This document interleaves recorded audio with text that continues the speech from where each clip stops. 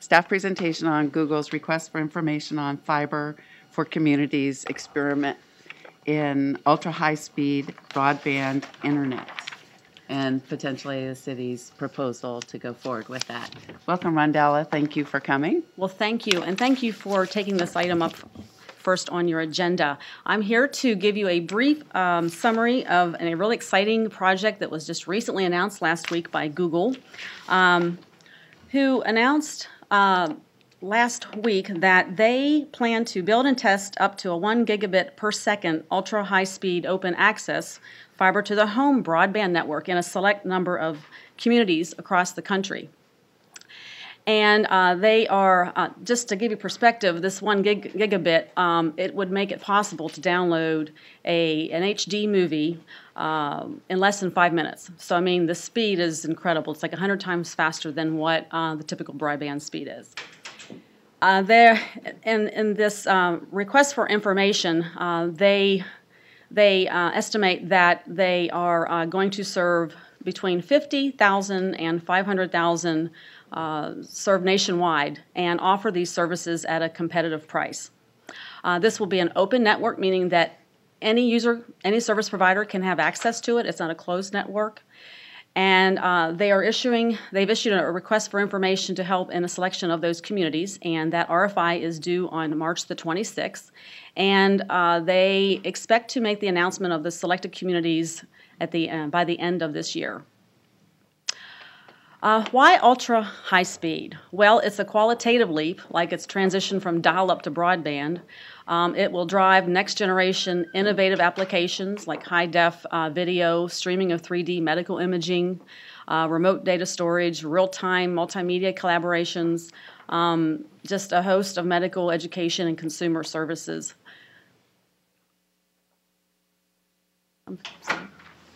I just wanted to go over the information that's requested in the RFI document itself. They're looking for facts on the local economy, population, demographics, the terrain, the utilities, the broadband service provider availability. They are looking for a single point of contact within that community, wanting to know about the current efforts to promote broadband access. What has that community done to ascertain what the community's support and interest is in such a network? They ask about, our right-of-way, compensation fees, permit fees, pole attachment fees, what regulatory requirements, what type of construction requirements we would have, and what we have to make this a rapid and smooth deployment of a residential fiber optic network. It's apparent that they want quick entry into the market deployment of this network. And the selection criteria, the cities where the network can be deployed efficiently and quickly, looking at other aids to testing fast and efficient deployment techniques like the level of support, local resources like the broadband resources, weather, construction methods, and again, the regulatory issues. And they also want to look at existing broadband service options. So Google's proposition, they want to work in communities where it can rapidly install network for ultra-high-speed internet access. Google has a record for being an advocate for open access, net neutrality, meaning their networks are open, they're not proprietary. They state that they're willing to work with local governments as far as working with protecting and preserving our community assets, minimizing disruption. I mean, this would cause some disruption if you're building a fiber network with street cuts and placement of facilities above the ground, and ensure the safety, public safety, address the aesthetic concerns and property values, and to obtain reasonable compensation for use of the public assets. Just by looking at the RFI, it appears that they may be trying to develop a cookie-cutter network deployment method so that they can go out in other communities after this test, perhaps, and deploy this and replicate the model. So this is what we know in the RFI as far as selection process. They will do an evaluation. They will conduct consultations with local government organizations. They'll conduct site visits, meetings with local officials, and make those announcements of the selected sites by the end of the year. And in the FAQ document, it states that they will, they will select one or more communities. So we aren't sure the number of sites that they're actually looking at. Next slide, please. And what the announcement doesn't say. We don't know how many cities they're looking at building in, but we are aware of some communities out there like Seattle, Portland, Pittsburgh, some others that have announced that they are going to apply, submit a response to this RFI, which it is creating a lot of buzz. It's very, that all the listservs are going crazy, and anyway, all the electric messaging boards and the time frame. We don't know when they would, how long it would take for them to build and deploy the network after selection. We don't know what their cost would be. How long is a pilot, and what happens after the pilot? And this is a really full slide, but it's like Austin at the plate. Why Austin? I mean, there's so many reasons to mention why Austin would be the perfect test community for Google's network. So there's a lot more than this, but I squeezed a few in there. We've got reputation as a high-tech, most wired city. We're rich in existing communications infrastructure. We're known for its concentration, for our concentration of digital media businesses and entrepreneurs. There's just a whole host. And I liked on the Greater Austin Chamber. I looked at our weather, because one of the weather conditions is one of the criteria that Google's looking at, and we are classified as a humid subtropical climate with hot summers and mild winters. But I think we'll be desert in no time at all, right? Yeah, that's the prediction. And that actually concludes my presentation. Thank you, Rondell. I really appreciate your expertise in bringing it to the table. And before, I just want to make a comment to start. There is enormous, as you mentioned, community interest in this. We've been getting emails about it. I think that we have the potential for amazing collaboration here. I've talked to Representative Strama about it. He was here last month speaking to us, and he's certainly on board to do anything that he can. I spoke with Brewster McCracken, the executive director of Pecan Street, who was very excited about the potential for actually having an application tie into the smart grid project that we were working with. The Chamber is interested.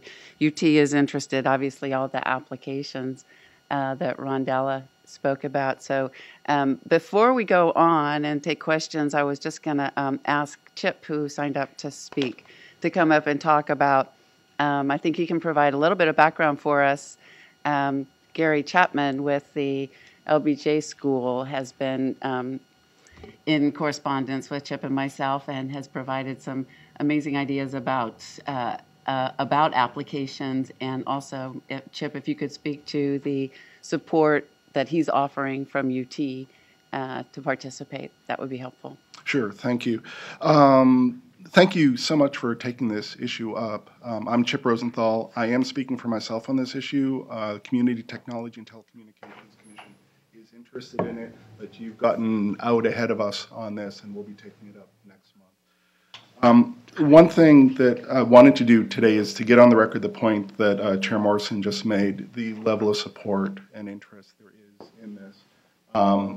There are a lot of people who have been talking about it. Anytime anybody has been approached, there's been enthusiasm, and there have been people coming to me saying, what can we do, how can we help? This includes community groups, industry groups, academia, just a lot of interest in this. So I hope if we do choose to proceed as a city, that we will find a way to bring all these people to the table and to leverage those resources. You had mentioned Dr. Chapman and UT. He's been very supportive of this and advocating it, and he has talked to resources over there, the TIPI Telecommunications Information Policy Institute, I believe, the CS department, just a lot of different departments and organizations within UT are excited by this possibility, and I think we could bring those resources to bear.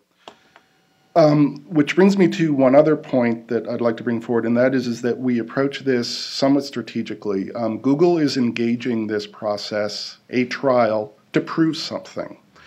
And so what they're trying to prove is that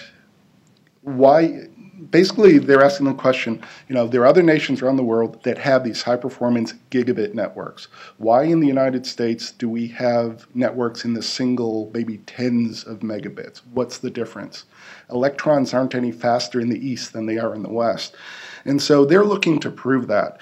And I think, as Ms. Hawkins pointed out, there are some things that Austin offers to really help them make a compelling case that the United States can build and deploy these kinds of networks. For instance, just last year, we were talking about our largest local broadband provider was talking about putting 60 gigabyte caps on residential broadband services. A network such as what Google is proposing would blow through those caps in less than an hour. A month's worth, that's the limit for a month, they could provide in under an hour. It's just an amazing capability. And so Austin would really be a good place for them to highlight this technology. Thank you. Thank you. And there was one other point before we get to questions, Rondella, I wonder if you could speak to, and that is that there was actually, as I understand it, an effort back in the 90s that the city of Austin was thinking of doing something similar to this, but then it turned out not to be possible. Could you speak to that a little bit? I'll be happy to. It was back in 1995 where the city of Austin, through a request for strategic partnerships, we were going to seek a private entity, a partner, to build and construct a fiber open access network. And we saw that that network as a right-of-way management tool so that it would be open to all providers so that they could utilize the network without building and constructing their own networks, digging up the streets, minimize street cuts, traffic disruption, also promote competition for telecommunication services within the city of Austin. And that initiative, that effort was pretty much killed when the legislature passed a law after being lobbied by the telecom industry that municipalities should not directly or indirectly provide telecommunication services. And so therefore then that pretty much, that effort was, it died. And so this Google effort is very similar to that initiative that we embarked on about 15 years ago. And Professor Chapman actually was part of it, or at least the institute that he's part of was part of that. So one of his points is we sort of have the intellectual capacity and background for approaching a problem like this. Yes. Yes, it was very, very community-wide collaborative effort. I mean, it was a lot of the university and was really involved with that. Okay. So we do have that institutional knowledge, and we also have a lot of that's archived paperwork. Oh, great. On that effort, yes. So, committee members, do you have any questions? Okay, well, sure. I've got a few. First, I just want to add my voice to the excitement that I'm hearing in the room. I think we've all heard from a lot of folks in the community, and really what's been impressive to me is how many different folks in the community I heard from. Not as a result of any orchestrated campaign by any particular entity, but completely independently. It's a whole host of folks who just came across this bit of news, reached out to City Council and said, this is something the City of Austin needs to go for. And it's frankly kind of rare when something really grabs people, so many people in so many different ways, all leading to the same conclusion that we really need to go for this. So I'm very excited about the community interest in this and hopeful that we can figure out a way to make it work. Just one question, just so I'll know what we could anticipate if we were successful at this. What should people be prepared for in terms of, you mentioned street cuts, and there was also some mention of aesthetic impacts. Can you give us some idea of what that might look like? Would this network generally be installed through some combination of street cuts and above ground lines, or can you help us describe how it would compare to our existing infrastructure? This would be a combination of both underground and above ground. So we could anticipate them having to dig in our rights of way in the streets and perhaps in easements, as well as, the pole attachments So that would be what we could anticipate. And then their above-ground facilities, the equipment, the boxes that they have to put within, I don't know how many feet of within a residential area or within the service area. So I maybe anticipate it similar to when Time Warner or Grande Communications or AT&T, who is currently installing their video product, the Uverse. Okay. And then you mentioned a number of other cities that are aiming to get this in their cities. But do we have any idea of what those proposals will look like? For instance, are cities offering fee waivers or any other sorts of incentives to encourage Google to come to their places? I think that that will vary from city to city, state to state. What state laws or what their local franchising laws. I think for us, we would have to follow we'd have to treat Google similar to any other private network provider that comes in to request to come into Austin and construct and build a network, as far as our construction methods, our permit fees, so that we're treating them all non-discriminatorily.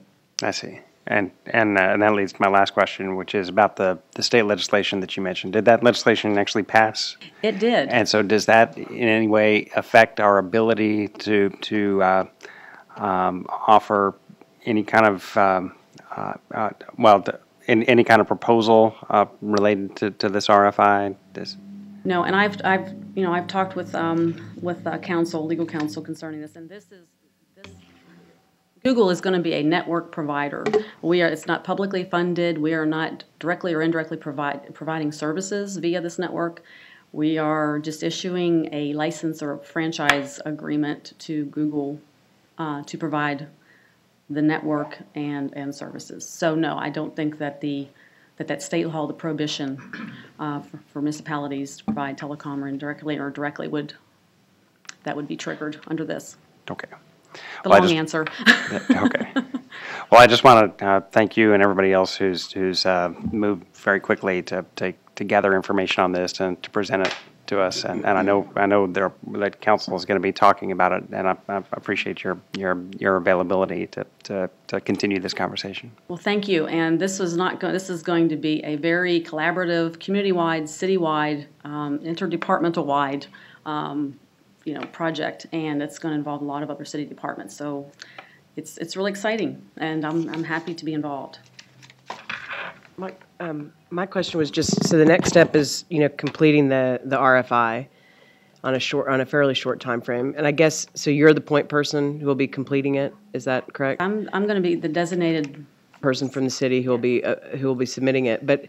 How are you getting answers to all the questions that are on the it says it takes 4 hours, to complete the thing I looked at. I didn't actually read the whole questionnaire, but assuming that the questionnaire takes 4 hours to complete, that's, probably filling it out. But obviously you're gonna have to do a lot of other groundwork to get the kind of answers and to convey the information that you want. Who else is going to help you with that? I mean, well, we're going to be working with CTM, Economic Growth Redevelopment Services Office, Public Works, Austin Energy, as far as just.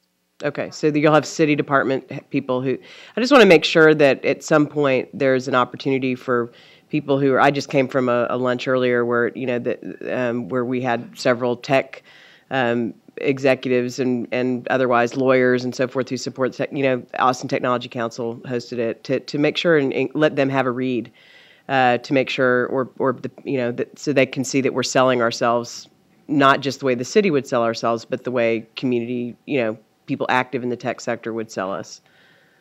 And this will be an open process. We'll engage the community groups. Yeah, and I'm not saying that you're not going to engage them, but you're going to have to actively find them because they're not going to be the people that are going to read postings. Like we're getting notes because they read about it in the paper. I don't know where to send them if they want to participate. Okay, well, send them to me. Okay. And I'll be working with our PI office on, formally announcing and maybe, a way for citizens and interested folks to contact the city. And so we'll get that pushed out pretty soon. Okay, thanks. And I agree, we need to be proactive. I mean, there are clearly some folks that, need to be part of this and hopefully will be part of this, plus all the other interests 'cause that we'll have. we might not think of a lot of the, for instance, the, what the local resources are. We would have a city lens on it, but I would bet that somebody over at, Jack McDonald, and our next speaker, would have a very different view, perhaps, of what our city's resources might be. So I just want to make sure we don't sell ourselves short and only look at it with one lens. Great. And then just lastly on this topic, I would like us to consider recommending, I think that in terms of staff working on it, it would, and just in terms of Google's understanding of the city's commitment to this, it would be good to have a council resolution on the topic, which I intend to bring forward, and I hope you guys will join me in that. Yeah, And I love to. wondered if we might just have a formal action to Yeah. recommend that we pursue this. Absolutely. I think that'd be a great Yeah, idea. so moved. So moved, yeah. All right, I think that passes. Great. Great. Excellent idea. Okay, good. Thank Thank you you. all. Thank you, Thank you so Rondella. much.